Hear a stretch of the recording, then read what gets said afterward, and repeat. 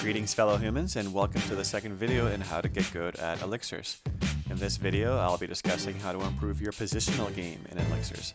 But first there are a few details in realming that I need to cover that I missed in the last video.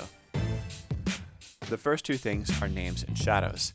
Now, as long as you have a soul, you probably have a shadow. As you can see here, the shadows always go off to the right sides of the characters. This can be used when the character is off screen, as you can see here in this clip. Additionally, you can also see someone's name if it happens to be very long, as you can see here. This has the potential of revealing you on both sides of the horizontal axis, left and right. The other detail is the vertical advantage. If you're above someone, you'll have a 1 square advantage on them in terms of visibility. In this clip, Tissot can see the top half of TQM, but TQM would not be able to see Nissa's shoes if he realmed up. Now on to video 2 in the series, positioning. Now that you know how to realm to gather information, you probably need to know how to parse that information and how to use it effectively. Elixirs have some elements of abstract strategy if you compared it to pieces on a game board. There are a finite number of players on the field, each with a finite number of arrows. This makes Elixirs a practice in risk mitigation and resource management. In layman's terms, Elixirs can be a numbers game, and when considering the positional aspect of the game, the preservation of your numbers is your focus, as well as the reduction of the enemy team's numbers. Considering this, we can now label two ends of the spectrum in positional play, where one side is the conservative option, where you try to preserve your team's numbers. The other side is going to be aggressive, where you try to reduce your opponent's numbers. I'm going to emphasize that this is a scale, and everyone's going to have their own style of play that can land anywhere on this scale. What's important here is that you understand where these plays happen and how to contribute. Let's take a look at a few clips where we can break this down further. So here in this clip, this blue player is threatening my position. Conservatively, I'm going to want to try to get on the line with a teammate in case I do get frozen. Aggressively, however, both of us are probably trying to lock the other player offline without the ability to get freed by another teammate. It's important to note that both hosts and obstacles will play a part in your ability to be freed. Since the risk of being frozen in an isolated position is too high, I need to move to get back online with my team.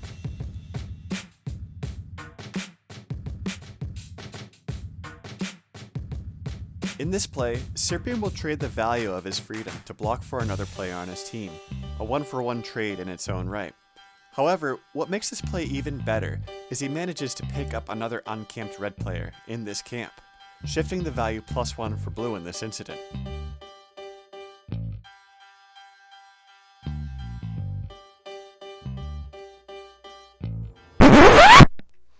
I actually want to pause here for a moment to emphasize a few things. I'm probably the most experienced individual when it comes to being a target for being camped, so you should probably listen up. So here's the thing. The number of people who don't block someone who's being camped is completely counterintuitive to me. When you block for someone who's being camped, you're now basically just camping another camper. If this was a block for one other camper in this instance, it'd still just be a play with no value being changed in the terms of the number of free players. Cyprian takes a normal block here, and he makes it a great play by camping another red player on top of it. A similar play would be one where you set a double block for your team to free up 2 players at once. For instance, if there was another camped blue player where this X is. Anyways. Amethyst is to your right if you're screen Oh, shifted. wow, Cyprian. No, I know. I wow. He's camping me. Whoa, Cyprian, good move. Also, blue is way outnumbered here. Advancing into this mess results in being camped 100% of the time. Here's another opportunity to change the value of freedom with a small move. Let's take a moment to quantify the value of a free player as 1 point. Since Guisin is camped by one person, the value lost for both teams is 1-to-1. By moving down into, yes, a camp, Guisin just tripled his value in free players camped to 1-to-3. Skill-wise now, this is roughly a 1-to-1 camp. Sometimes repositioning means you need to make drastic changes. After about 5 minutes of being washed by Sweet Action, I realized that he only wanted me to overextend so he could camp me. I had to leave the play entirely to play a different portion of the field with fewer instant campers. Pushing in that situation is always going to get you camped, especially if it's Sweet Action or Amethyst. In this clip, the red player is making a move after getting blue's trophy. I see blue's defense and their intent to lock him down, and I quickly identify myself as a casualty in this play. In order to not give blue a 2-to-1 trade in this position, I have to move offline to make the camp a weaker play. The only vestige of hope now for blue to get free is this defensive player that's now frozen down here. Let's take some moments to observe some other bad positions. Can you identify the positional misplay here? Red's defense is playing offline from any other red players.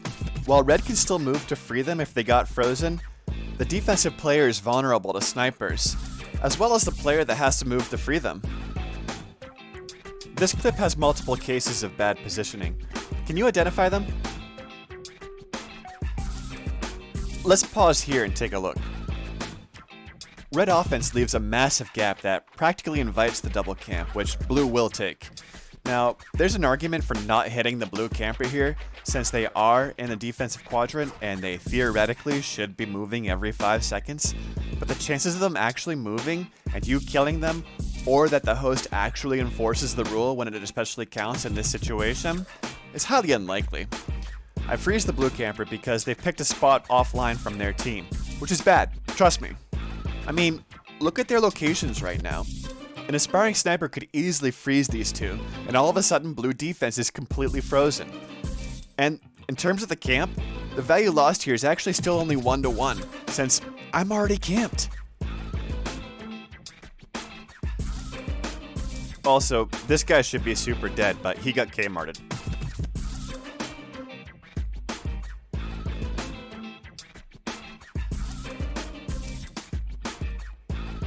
Here, blue moves offline from each other. The red player acts quickly and freezes them, and unfortunately the player dies doing this, but they had the right idea. Their move is going to freeze any blue progress in the top corner until someone on defense comes to free them. Both teams actually did good here. This is a very dynamic situation where any player you can see on the field here can be freed at any time, which should keep everyone on their toes.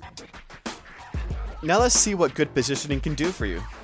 As the red lemmings all rush and die, I'm still in the play as one smart player stops on my line. My freedom ends up being inconsequential to the actual capture of the trophy, but if he had died, he would have made an excellent distraction as I'm able to sneak down to the base myself. In this camp, both blue players are camped by red, but are still online with each other. Since most campers are bad, this means that both of these 1-to-1 camps can be changed into a 2-to-1 camp. Blue gets a +1 value exchange here.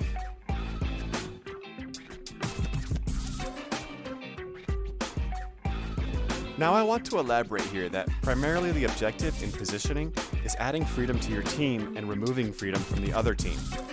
In some situations that might not be feasible, so the next best thing you could do is place yourself in a way that allows you to be freed easier. This means avoiding obstacles and host lines, because that is one less direction you could be freed from. Because a lot of campers are predictable, you can actually use this to your advantage.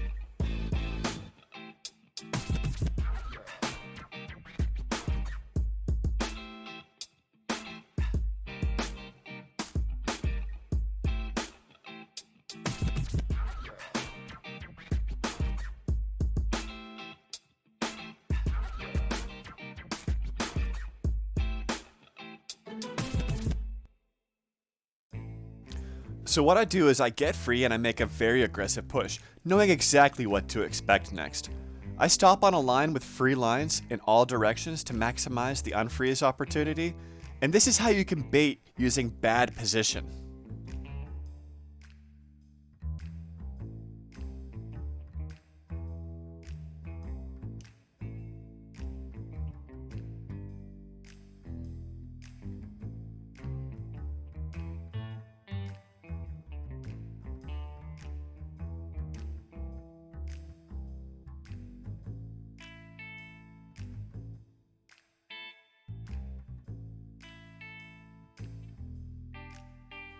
I break the camp again, and this time I stop on a line with my teammate.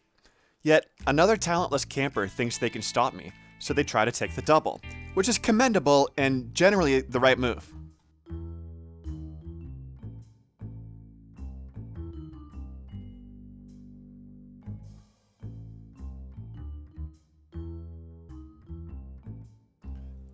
By the way, pro tip, make sure to turn your KBK down to avoid embarrassing situations like this one.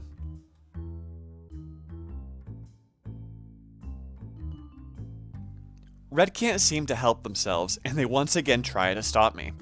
I've now pushed too far to get immediate help from my team, but I've intentionally placed myself somewhere that my team can free me from top. But with the dwindling numbers of Red's defense, this move puts a lot of strain on the only remaining free Red defender.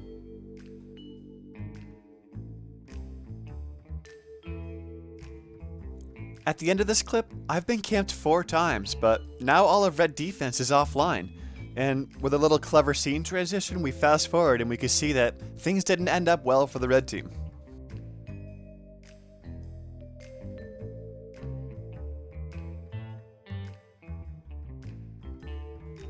At the beginning of this clip, I want to emphasize my use of realming to gather information on the position of the Red team.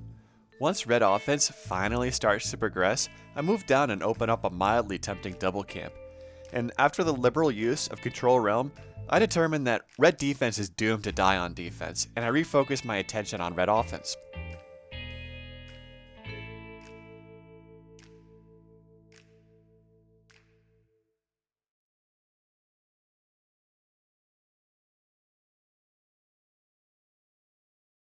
Here's another example of using quote bad position unquote to make yourself look like a juicier target.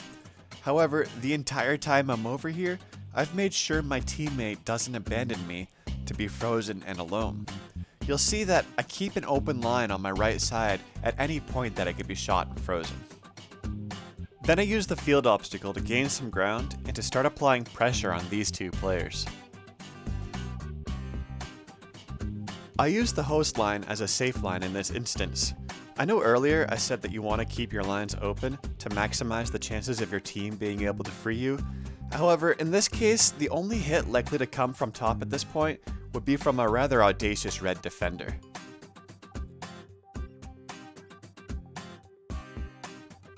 Again, I keep an open line on my right.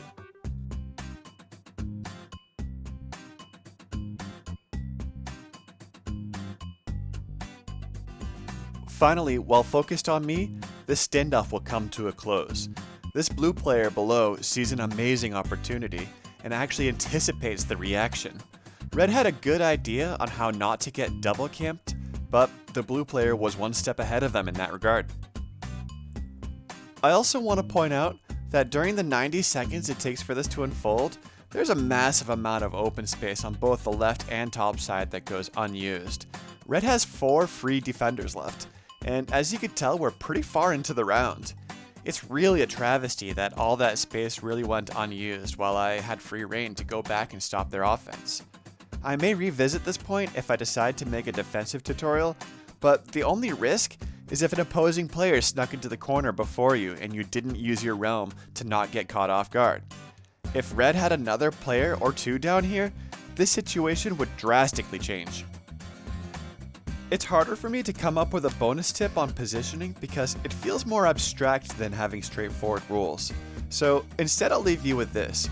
I consider both offense and defense to obviously be distinctly different in their styles of play and their objectives, and are thus diametrically opposed to the other.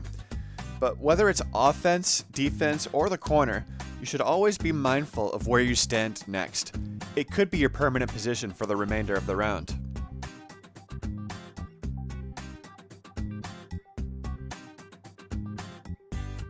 Thank you once again for listening to me make up a whole bunch of stuff. I appreciate any feedback you wish to add, and also I'm willing to discuss any of the points I've tried to make in this video, so don't be afraid to ask me to elaborate any further. In the next video, I'm going to make an honest effort at breaking down Elixir offense, so stay tuned. Thank you, bye! Also, stop camping me.